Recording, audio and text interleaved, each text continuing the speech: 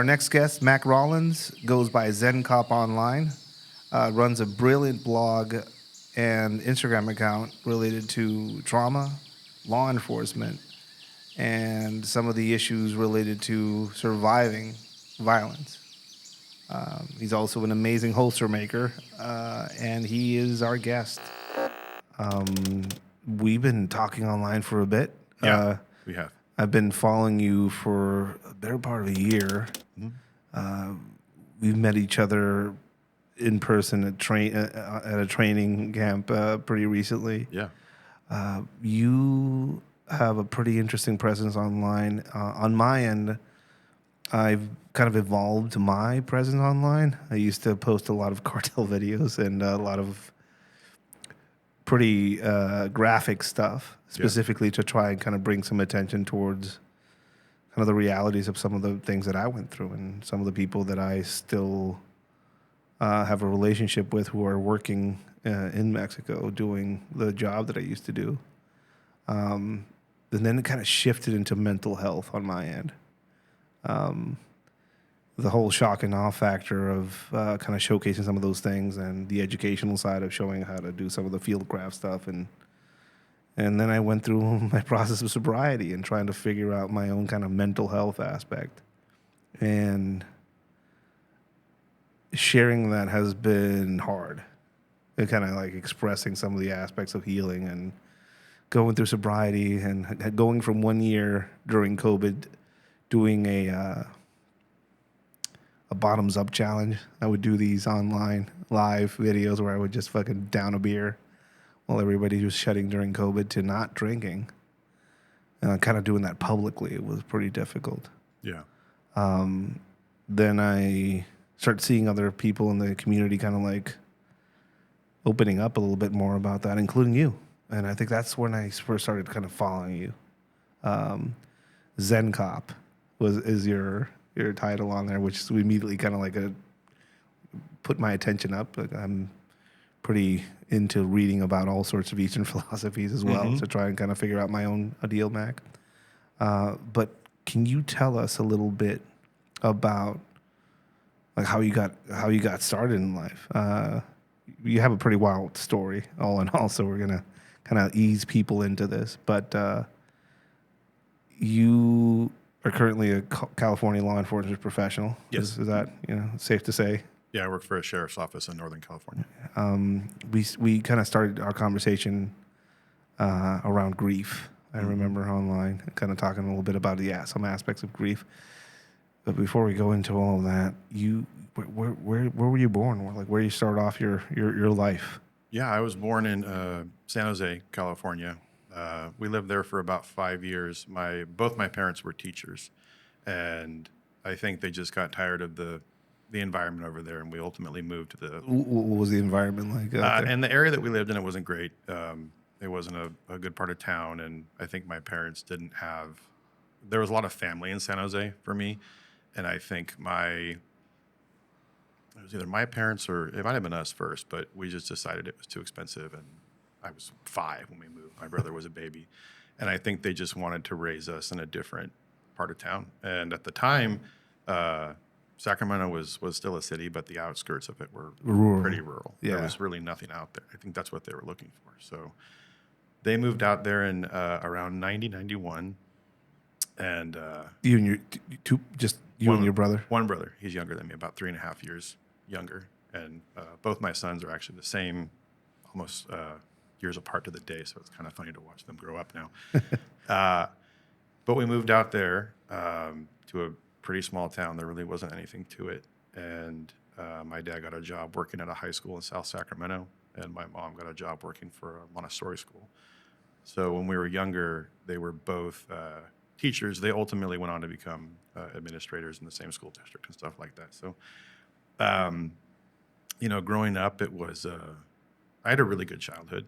I'm very grateful for that. And doing what I do now, I don't think I understood that when I was a kid. I had a very stable home environment. Yeah. And my dad would always remind us of that constantly, but it didn't really click when I was a kid. You have 2 teachers. Yeah. Who that's their whole thing. Their whole thing is just dealing with kids. Forming kids. So you have these ninja level people managing your childhood. Oh yeah, managing it to the point to where they even got my grades because when you were a kid, you could get to the mailbox and you could usually get your report card. They got it like an email before I could even get home to sabotage it. So they weren't strict; they were just realistic. And we both, my brother and I, had a good upbringing. It was a good childhood, lots of fun memories, and pretty traditional in that regard. But when we started to sort of experience an automatic of death, which will kind of tie into what we'll talk about later, but we were introduced to that. My dad's side and my mom's side have an odd number of deaths that have occurred over the years. So Just tragic deaths. Mostly cancer. So Okay. Tragic, yeah, but not in the sense of a car accident or something like that, where it was abrupt. They were all very slow. And So health. I mean, which in a lot. I mean, I've experienced kind of both. Seeing somebody leave suddenly versus seeing somebody waste away. Yeah, slowly. And that's an odd. It's a comparison that I've never really ever. I could see both sides being equally as terrible because in what I do now, I get to see both. I get to see the car accident death versus a long hospice case, and it really makes you wonder which one would be worse. And it's its own individual sort of despair where you have, the car accident where it's an immediate reaction. There's all these horrible things, and it's quick. Yeah. But the pain comes after versus a long drawn out type of scenario. The pain comes first, and then the death is actually quick. And in a strange way, it usually is a relief. Yeah. It's finally over. So it's two very odd. Yeah. I on my end, like I think both of my greatest tragedies were my family, the family members. For sure. So I lost my brother suddenly to an event, which kind of destroyed my family. Yeah. And I lost my mother slowly over a decade. Yeah. And yeah, it's like I don't know what's worse on my end. Your family had these. I imagine it was like just cancer-related deaths around them. So it started with my dad's brother. I'm probably going to screw up the ages, but I think I was around 12 when he died. And my dad had three brothers. And his oldest brother got diagnosed with cancer very young. I think he was in his 40s. And they did an amputation of the leg, and it spread. And it was a couple of years, I feel like, before he passed. It was a fight.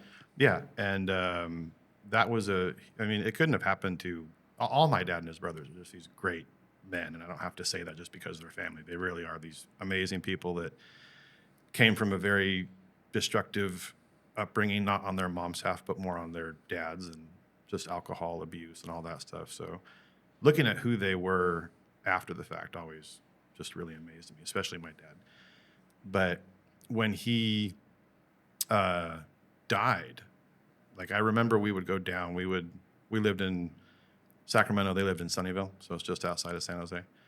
And we would go down on the weekends. Our weekends were usually spent down there anyway because we were kind of the ones who moved away, so we would always go back and hang out. And I remember going to see him and going into the house, and the staircase I remember was just this really steep, long staircase up to the top to the bedroom, and a right turn into the bedroom.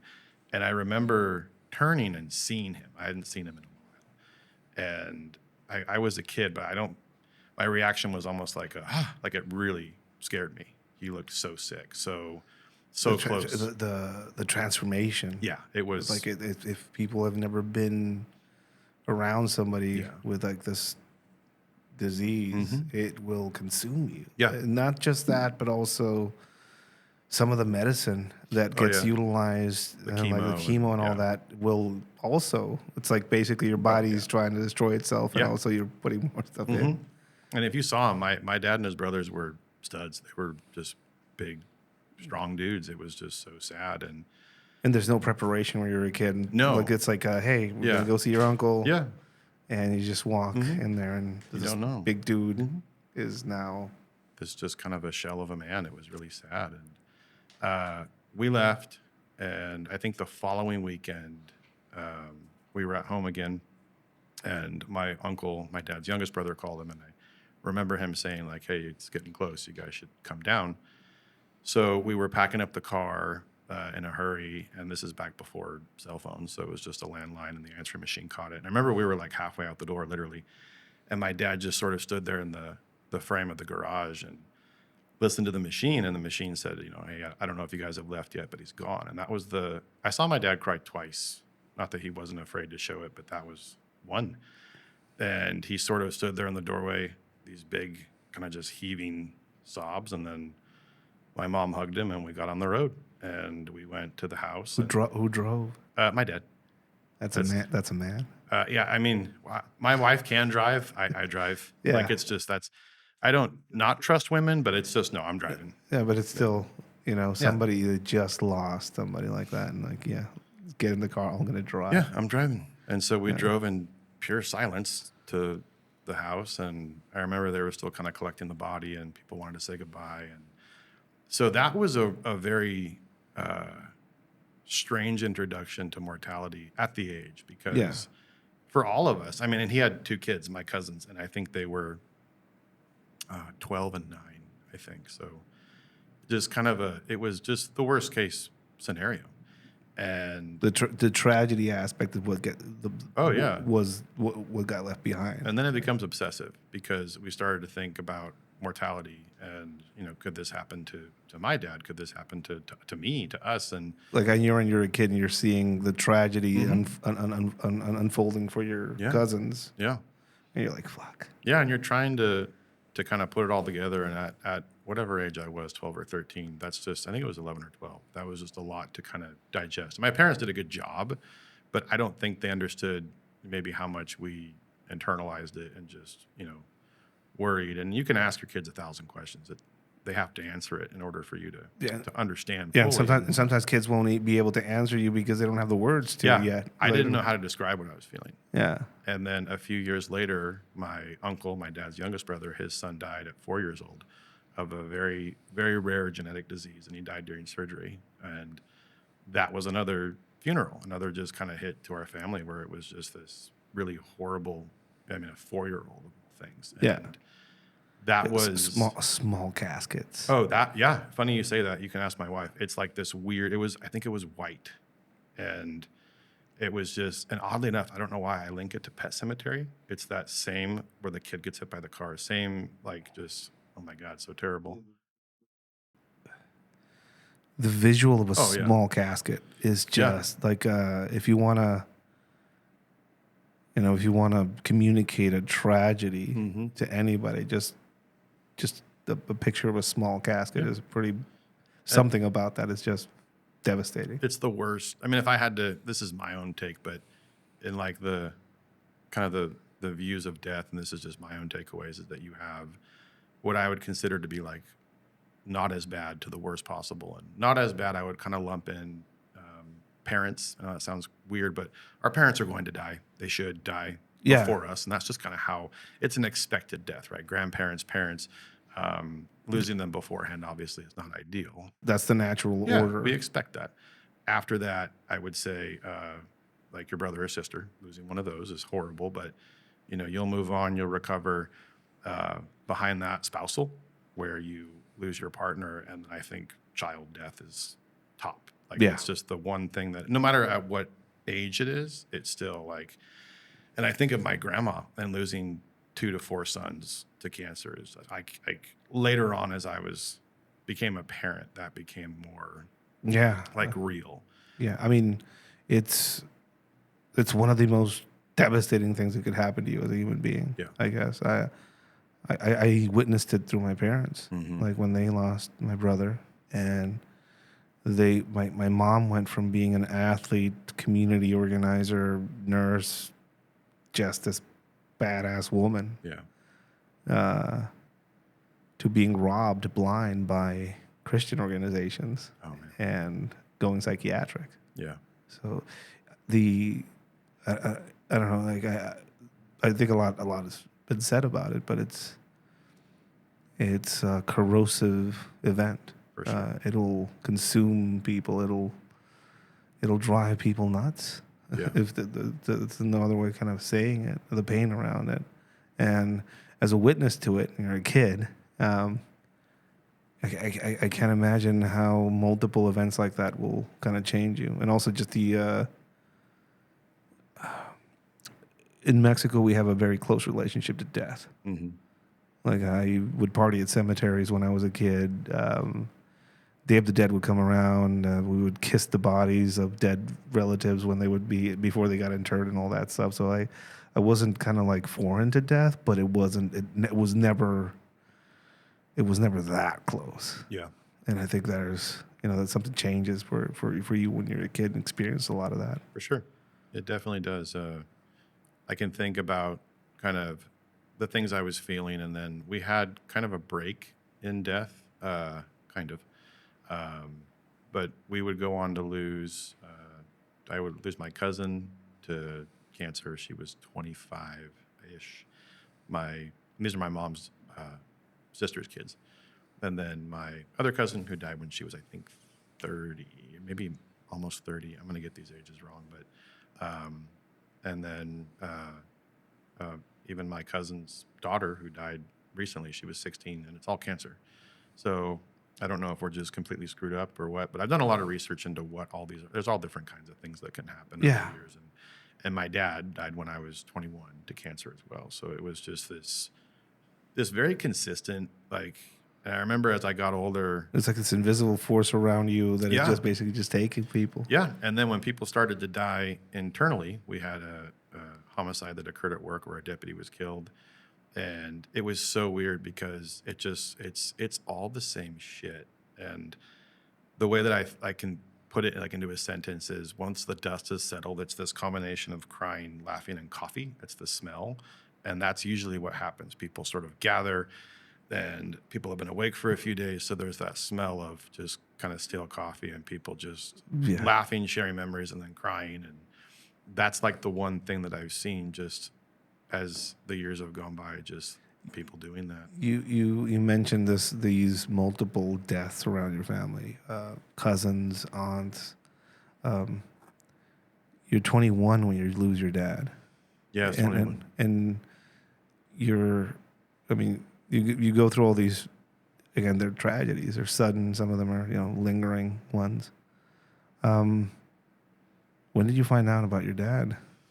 So my dad, growing up, pillar of health. My mom's a hippie and really into yoga and all this other stuff. We ate very healthy. My dad was a healthy guy. He was a big sports guy when he was younger, played college football, and just a really strong, like if you saw a picture of him, he looks like a stud. Yeah. And when he was 52, around that time, I remember because most colonoscopies don't get approved insurance-wise until 50.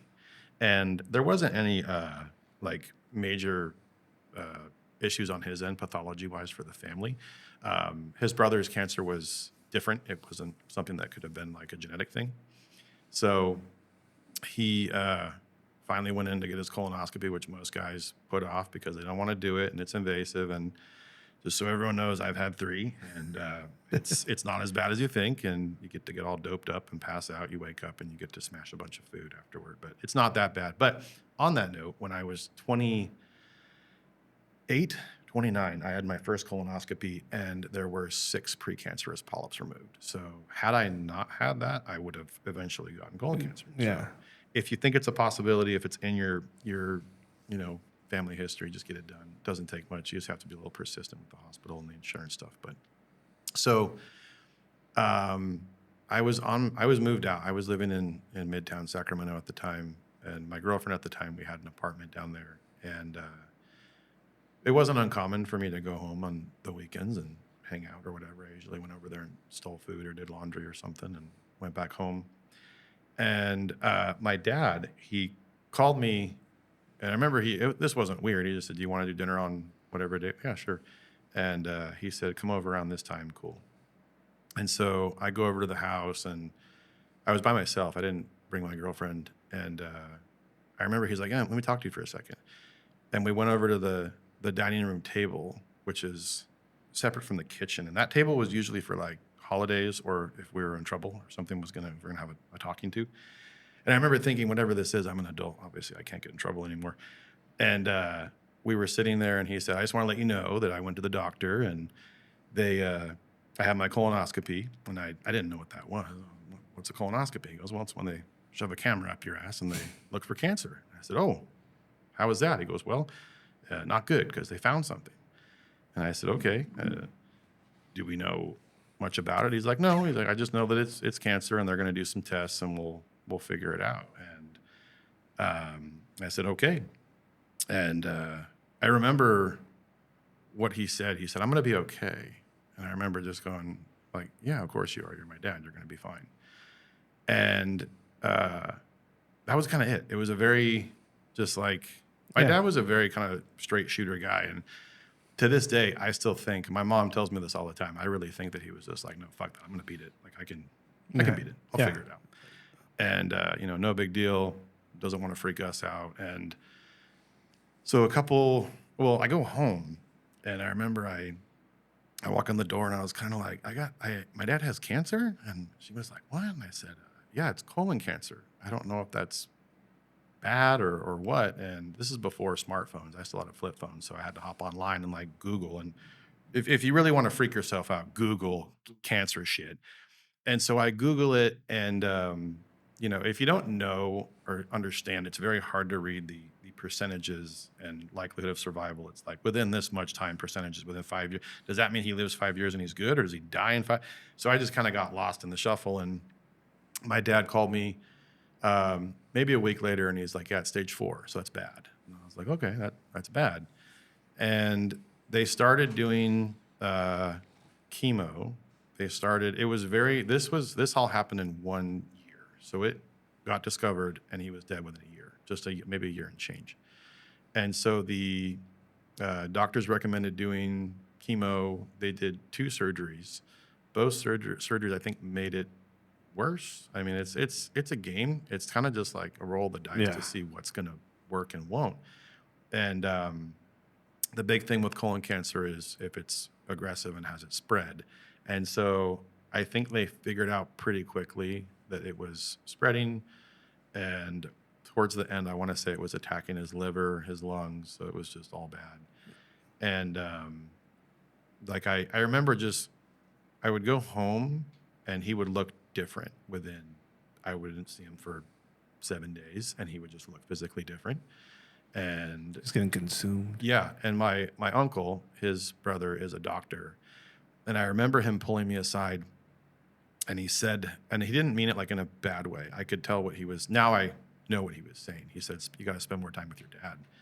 And I remember thinking okay, like he's telling me this is not going well. Yeah. And get ready. And so within a few months, he just deteriorated. He made jokes that he was back to his high school weight, but he didn't look good. Like it was just so thin and emaciated. But that was him, just like a positive attitude the whole time. He was a very hard man to, like, you couldn't say or do anything to really get under his skin. He just was the nicest guy. Very resilient. Are you in denial across all of this, basically? Yeah. I mean, like denial in the aspect, like it's not that bad. Yeah. Like it's not bad. And it's funny because I remember thinking like I should quit my job. I should move back home.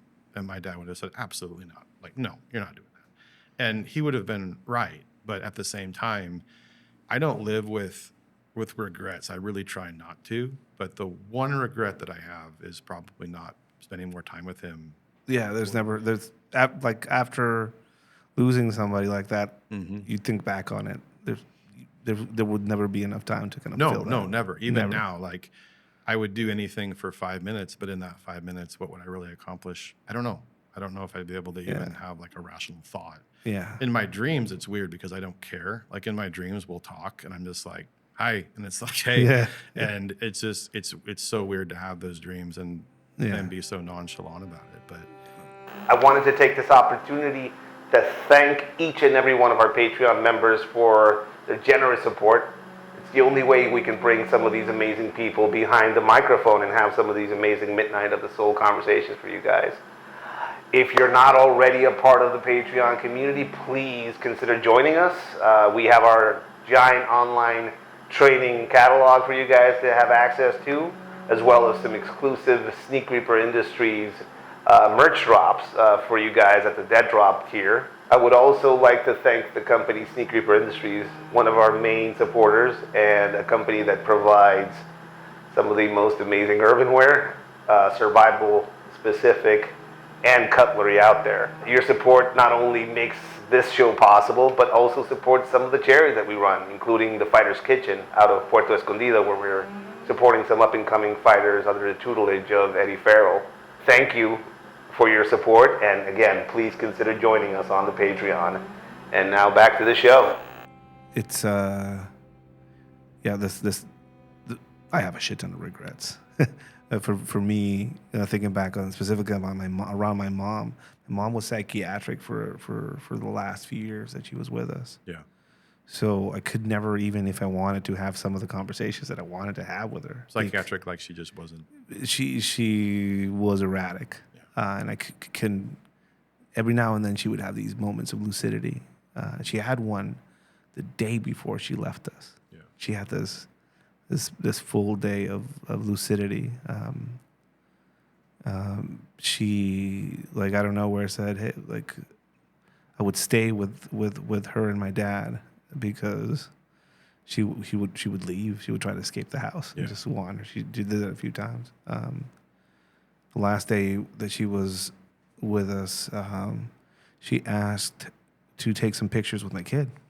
She said, hey, I don't have a lot of pictures where it's me and your daughter. Like, can we take some pictures? And I said, yeah, let's do that.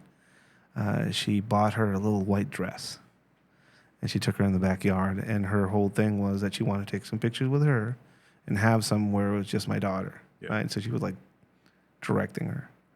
And I remember that afternoon just kind of looking at the pictures and kind of like, it was great. And I had my mom there for a moment, and I just expressed to her, because she would not take her medication. She would hide it and stuff like that. I was just like, hey, Mom, like, you feel great right now. Yeah, it's because you've been taking your medications. Please do that for us, for all of us. You're doing great.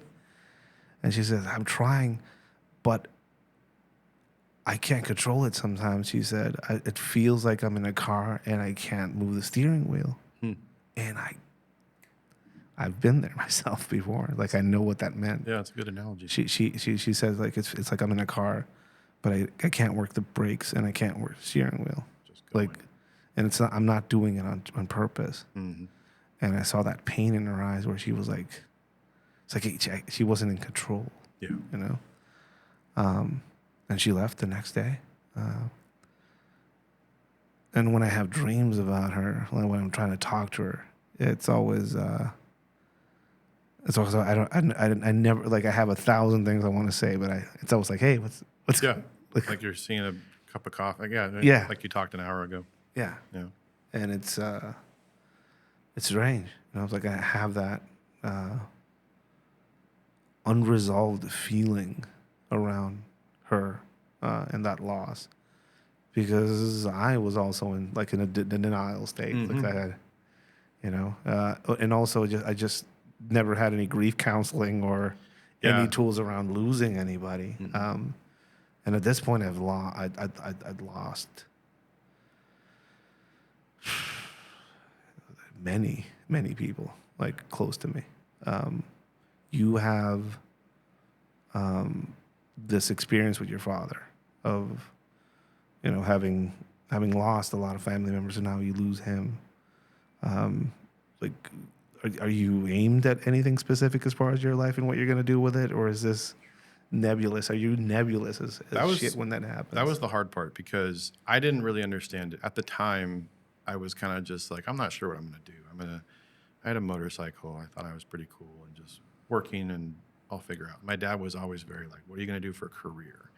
And my dad was very sports oriented, very into, He was a good student. I wasn't a terrible student, but I wasn't great. And skateboarding was more important than anything, including my future and everything else. So Was that your deal? Was it yeah, skateboarding? skateboarding was everything. And my dad, he would always support what I did, which was so cool. If I wanted to do whatever, he would let us try it. If we liked it, great. He never would like, okay, you guys got to do this. And he was probably a little bummed out that we didn't play football, but it's fine. He genuinely supported whatever we did. And I remember being 21 and still kind of, I had an idea of what I wanted to do, but I wasn't locked into anything. And as my dad I could tell towards the end, he was like, so like, what do you want? And he would tell me like, you have so much potential, but you're just kind of here. And looking back on it now and having kids, I could totally see how he was just like stressing, like you got to do something. And in theory, my brother was going to Cal Poly for biomedical engineering, and I was just like, yeah, school's dumb. And so he's kind of like, yeah, like let's get a plan. And I had some interest. I got my EMT. I was working at a hospital. Just kind of that was my interest initially was kind of like the emergency medicine stuff. I had no desire to be a firefighter, despite the mustache, which I brought back recently. People when they think I'm a firefighter, I get treated a lot better. Just kidding.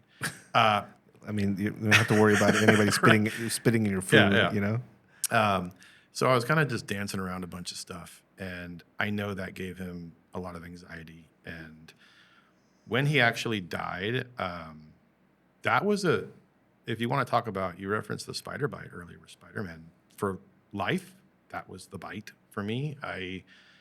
Like the origin point, like when things, I don't know what to call. Like I say a spider bite because that's like it's a great Spider-Man got bitten by this random radioactive spider. But there's in the lives of many of the people that have been sitting right where you are, like everybody that's been on here. There's always a moment or an event that is like lightning, like getting struck by lightning, or we had a guy here who was blown up by an IED. Somebody else was almost murdered. These moments of the world ending in a lot of ways around them. This like every now and then people are like, hey, what if the world ends? Like for who? Like if tomorrow the U.S. collapses, the world isn't going to end for other people. Maybe for Americans, but like that. Apocalypses can be personal is what I figured out for myself. And people that go through their own personal apocalypse either stay there and just kind of go the path of like, well, let's see where I go from here, to transformation. This whole like challenge to transform and to change. So you decided to do what with that? Well, the night he died was very interesting. And granted, we had all this experience with death, but this is my first rodeo for something that's close attached to me. Yeah. And my mom called me and she said, hey, I think we're getting, and this has been going on for maybe a week now, where it's just progressively getting worse. He's non-responsive. He's just sort of, they had moved him down. He was on hospice at this point. And she called me and she said, I just feel like it's getting really close. You should probably come down. And so my girlfriend at the time and I jump in the car, go down there, and she says, yeah, I just wanted you guys to be able to say goodbye. I've already talked to him. You guys can go ahead. And my girlfriend went in there. They were pretty tight, my girlfriend and my dad at the time. And she said goodbye. My brother went in and said goodbye, and then it was my turn. And I remember walking in the room and just sort of staring for a long time, and his breathing was super shallow, long pauses, and just like I went and sat next to him and I talked to him for a while. I can't remember exactly what I said, but I know I told him that I'd take care of the family and my brother and my mom and all this stuff. And that I remember saying specifically, like, I'm going to figure my shit out. Like, don't worry. Like, it'll happen, and, all that stuff. And I walked out of the room, and we had this is when computers still had like an area in the house. Nowadays it's just laptops, but we had like this computer area with this desk and the computer that we use for basically homework and porn when we were younger. But that's another story we can talk about later. But I was sitting there, and my brother and my girlfriend were just kind of sitting in chairs in the same room. It's like this room next to the dining room. And I was on, it was something involving music. I can't remember. But in the movie The Matrix, this is the only way I can really explain it. They have that hole in the back of plug. the plug. And there's this big thing that goes in the plug that goes into their brain. I felt my dad die. And the feeling was something being ripped out of the back of my head. I actually said, like, I sat up and I said, Dad's dead. And my brother goes, what? And I said, he's gone. And he's like, how do you know? I said, I just know. And I got up and I walked in the bedroom and I stood there for what felt like forever, just waiting for him to breathe. And I walked over to him, and it's funny because I didn't check for a pulse. I didn't do anything like that. I put my ear to his chest, which was so juvenile and such an odd thing to do. I didn't hear a heartbeat. And I walked back out to the living room and I said, yeah, he's gone. And my brother says, go tell Mom. I said, fuck you, you go tell Mom. And he's just like, no. I'm like, I don't want to do it. And I'm like, well, I'm the oldest. I can do it. And she was upstairs. She went and took a shower. And I walked upstairs and she was kind of just standing there in her bathrobe. And I said, hey, sorry, Dad's dead. And it was so strange because I expected a reaction. I didn't expect this reaction that I got because she just sort of collapsed into my arms and started just crying. And not that that's not a normal reaction, but it was just one of those things where I was like, it's like I just told you something extremely tragic, but that's when her tragedy hit. I don't know if she just wasn't, I have no idea. Yeah. But I held her for what felt like forever and set her on the bed. And then I remember just going downstairs and grabbing the phone book with all our family and just this was late. It was like midnight. And calling people and sort of just waking people up, and family started showing up, and my grandma showed up, and I'll never forget this fucking noise she made when she walked into the kind of the entryway, and I think she asked, like, is he really gone? I mean, she knew he was gone. He said yes, and she just let out this like A wail. Yeah, it was very primal and just so sad. And It's women have their own way of expressing grief, I guess. And I've in my life experiencing mothers arriving to see their children. Same. It's always this wail that you can put up all the arms to try and stop them from running over to see their kids or to try and calm them down. But it's like trying to put a storm in a jar. There's no way. You can't, yeah. There's no way. And also, like, you want to talk about, like, I've faced some pretty scary people in my life. Nothing intimidated me more than a mother going through a grief tragedy, explosive grief tragedy like that. What do you do? That's I still don't like them. I'm good at them. I don't mind doing them, but doing a death notification is one of the most horrific things you can ever do. And it'll keep you. Oh yeah, those. If you wanted to talk about like, hey, you're a cop, what fucked you up the most? I'd be like, probably those.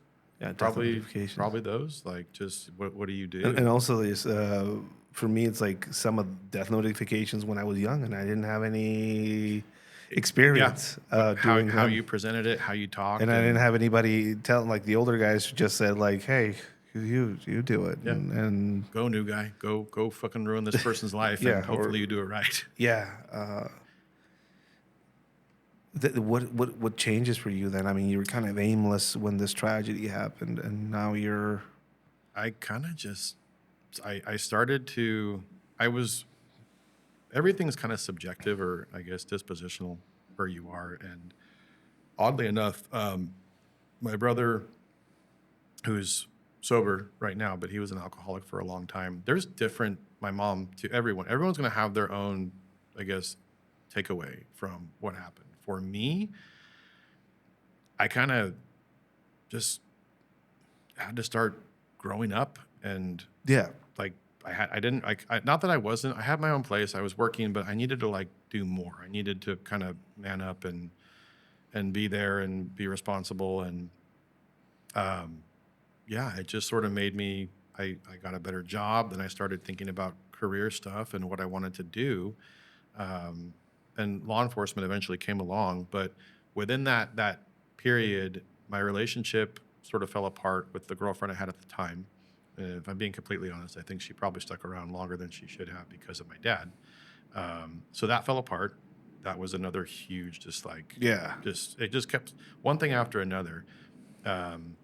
When you think you're hitting bottom, it's like, Yeah, oh no, it's like it's- it's the and- third floor. Yeah. There's still a few more to go. And nothing against her. I wasn't the greatest person at the time either. So I'm sure I had my issues and I was probably an asshole. And to this day, I mean, I wouldn't change anything I did, even if it was bad, because it brought me to where I am now. And I wouldn't change anything for the world. I like where I am now. And a couple years later, I ended up not meeting, I already knew her, but getting together with my wife. And then here we are 14 years later with 2 kids. And then we had a kid before we got married, so we did it backwards. But literally, I was just kind of like one thing after another that I had to just sort of, okay, great, now this is happening. And then now I'm going to be a dad. And that just sort of changed everything. And I eventually went into the academy, and here we are. But What pushed you into law enforcement out of all things? so like you're growing up skateboarding. You said, imagine you're into the music and stuff. Oh yeah. Like, what are you into as far as music growing up? From a very young age, music. So I can go back to the living room. My parents had this just huge. My dad was really into music. My mom was too, but not necessarily my speed of music. But these just records. I would just look at these records. And I remember as a kid just kind of picking random ones and listening and.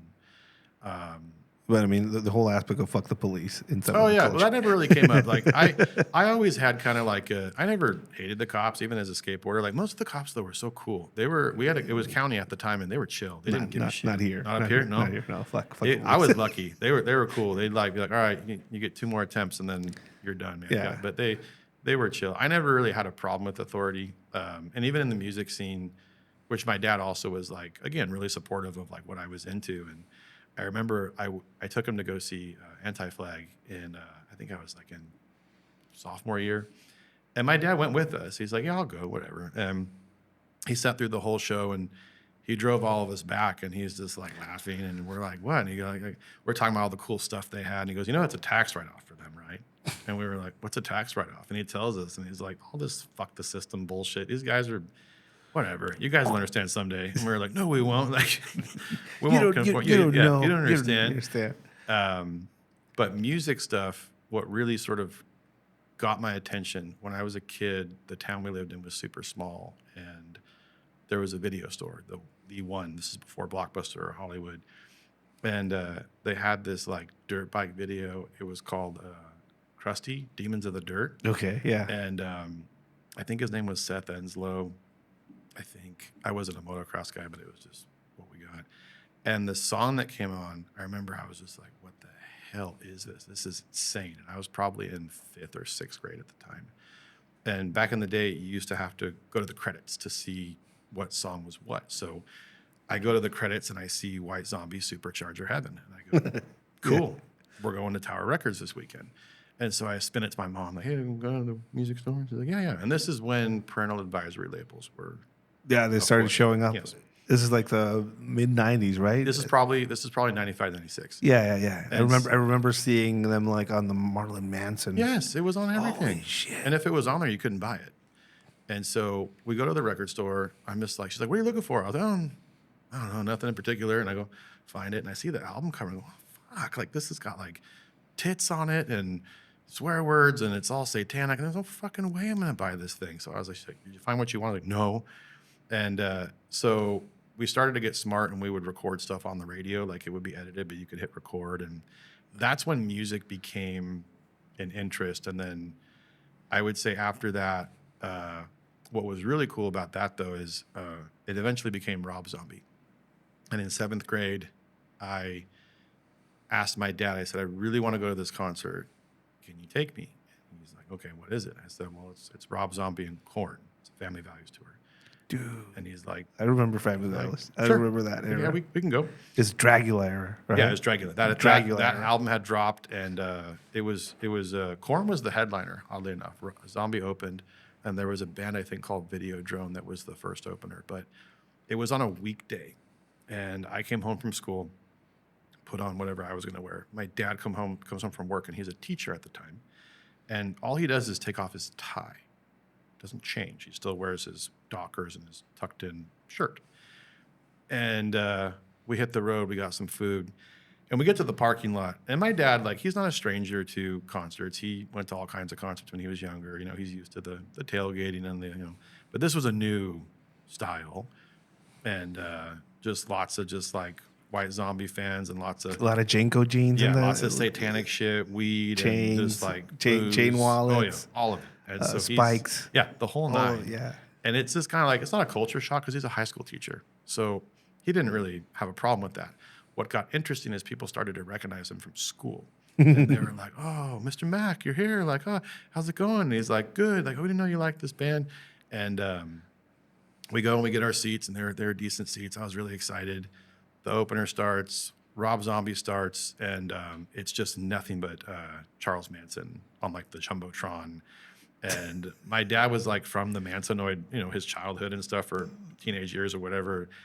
And he was just like, that's Charles Manson. And I was like, I don't know who that is. He goes, it's a very bad person. And I was like, okay, like, don't make us leave. Like, we'll get through it. And they finish. And I remember the guy next to us was smoking a joint, and he passes it to my dad. And I'll never forget this. My dad said, no, thanks. I'm trying to cut back. And the guy's like, cool. And just keeps smoking. And I'm like, oh my God, I can't believe we're still here. And Korn gets on stage, and it was really, really badass. But they brought all these like girls from the audience to the stage, and the theme was like this big. It was like a jail cell, so they couldn't get on the stage, but they could watch. And they had the camera guy down there, so all this stuff was like on the big Jumbotron thing. And this girl takes her shirt off and wraps her tits around one of the bars and starts like titty fucking it. And I remember I just kind of sat there like. And my dad kind of looked over. He's like, I guess you're a man now, Jesus Christ. And we left, and he told me that was the last concert we would go to. Solid. I was like, cool, but we got through it. As long as he went through, went through the whole thing. It's as fine. soon as they were done, his ass was out of his seat. Let's go. Come on, we got to beat the traffic. And it was fun. I will always be grateful for that experience. But after that, he's like, I remember he went home, was like, we need to pump the brakes. Like, this is. Yeah, let's do it. What are you listening to? And I would like show him, and he was understanding because most of his music was, focused around like drugs and stuff. So it's just. I grew up in the same era. Korn was singing about angst, sexual abuse, drug use. Every day I think about sex. Yeah. Dragula was singing about horror movies. Yeah. Rob Zombie is all about. I would see them and I would be like, hey, Abby, who's here. Who does the podcast? Who produces the podcast? Avi is a cinephile, and he traumatized me from a very young age by just showing me a bunch of horrible movies, like from old to new. So whenever I would see Rob Zombie shit, I was like, that guy just watched too many fucking B movies. He's an artist. He's an artist, but this is what it's about. But there's it's what's shocking now as far as like music. Like when you see music now, you see this lady Ice Spice show up on stage wearing what she wears, which is great. I get it. But the whole shock and awe factor now is kind of more orientated to the sexuality. Very sexual. And like being promiscuous and all that shit, which is, it's always been there in a lot of ways. But now it's a very more kind of like specifically orientated to a very young crowd. Oh, yeah. But yeah, I remember just having the experience of being a kid and seeing what your parents are shocked about what you're listening to. I remember listening to The Exploited and just hearing them just fucking scream about hating cop cars. Yeah. And my dad was like, "What are they singing about?" My dad doesn't know how to speak English or understand. Like, what is it about? Don't Politics. They're angry about the government. And it's just fascinating to see how it's changed now. Like what's shocking now.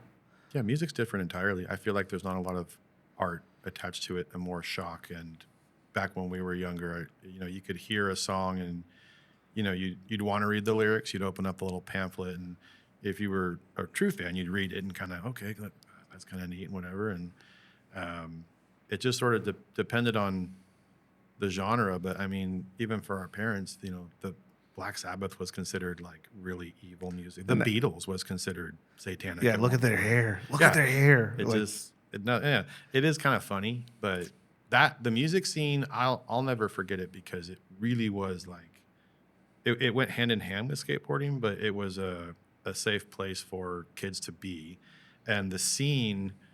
Like our parents, so Rob Zombie and Korn was kind of different because I would call that like mainstream. Yeah, that was like way mainstream back then. And when I was a kid, the first CD I ever got was Offspring Smash, and that was I think like 6th grade, and that got me into Nitro Records, and so I started getting into punk, and then punk ultimately evolved into like hardcore and death metal. And in Sacramento, there's a really cool venue called West Coast Worldwide.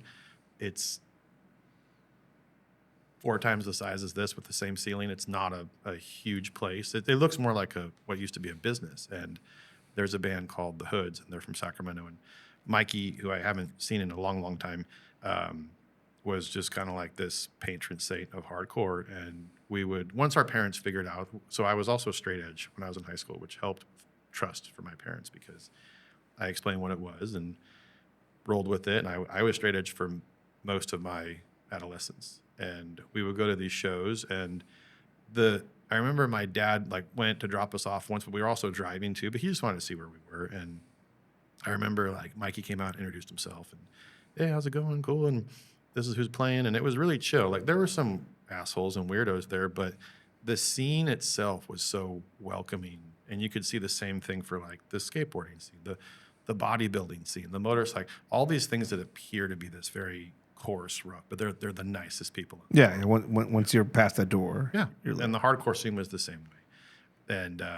there were some just, I guess, people who were not that way, but the majority of them were just so welcoming. So you take all this experience just growing up like, with great parents, some of the tragedy around that, the cultural influence of growing up in that scene, and then you're at the doorsteps of the academy.